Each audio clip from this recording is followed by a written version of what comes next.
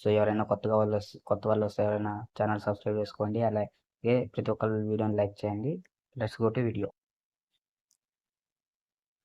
Friends, ఉప్పునీటి మొసలి. దీన్నే మరో పేరు సాల్ట్ అని కూడా పిలుస్తుంటారు.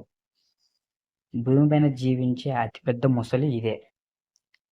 దాదాపు ఇది 1000 కేజీల నుంచి 1500 కేజీల వరకు ఉంటుంది. దాదాపు 6 మీటర్ల నుంచి 6.3 మీటర్ల వరకు పెరుగుతుంది. దీన్ని తరచుగా సాల్టీ అని పిలుస్తుంటారు. ఇది మాంసం పైన ఆధారపడి ఉంటుంది. నీటిలో ఏ జంతువునైనా వేటాడుతుంది. ఈ ముసలి ఉప్పునీటి ముసలి భారతదేశం తూర్పు తీరం, శ్రీలంక మరియు బంగ్లాదేశ్ నుండి Myanmar, Malaysia, Brunei, Indonesia, Philippines, Timor, లాస్టో, పలావ్, సొలొమన్ దీవులు, సింగపూర్, పాపువా న్యూగినియా వంటి తీర ప్రాంతాలు, ఉప్పునీటి చిత్తడి నేలలో, నది డెల్టా మరియు మంచినీటి నదుల్లో నివసిస్తూ ఉంటుంది. భారతదేశంలోని దక్షిణ అత్యధిక జనాభా ఒడిశాలోని బిటార్కనికా వన్యప్రాణుల అభయారణ్యంలో నివసిస్తున్నాయి. ఉత్తర ఆస్ట్రేలియాలో ఉప్పునీటి ముసలి అభివృద్ధి చెందుతుంది.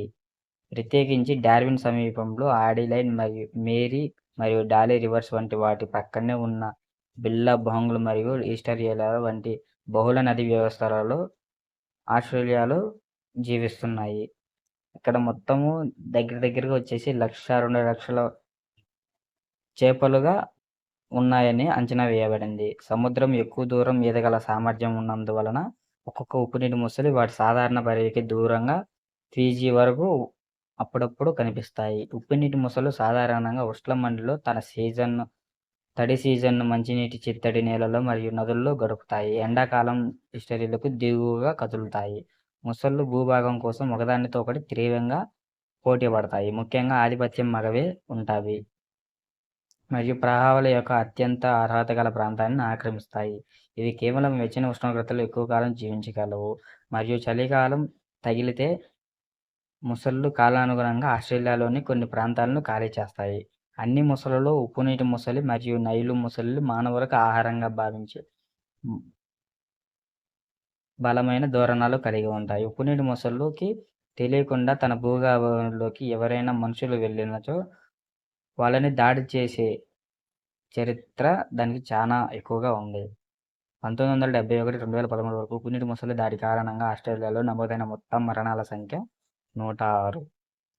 బోర్నియోలో 2000 నుండి 2003 వరకు సంవత్సరానికి సగటు 2.8 ప్రాణాంతక దాడులను నివేదించారు.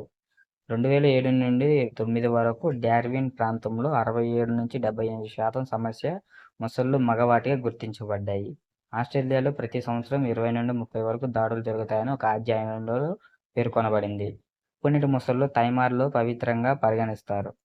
ఉప్పునీటి మొసళ్ళని థైమార్ అనే దగ్గర పవిత్రంగా పరిగణిస్తారు. ఎందుకు? పురాణాల ప్రకారం ఈ ద్వీపం ఒక పెద్ద మొసలిచే ఏర్పడిందని వాళ్ళ భావం.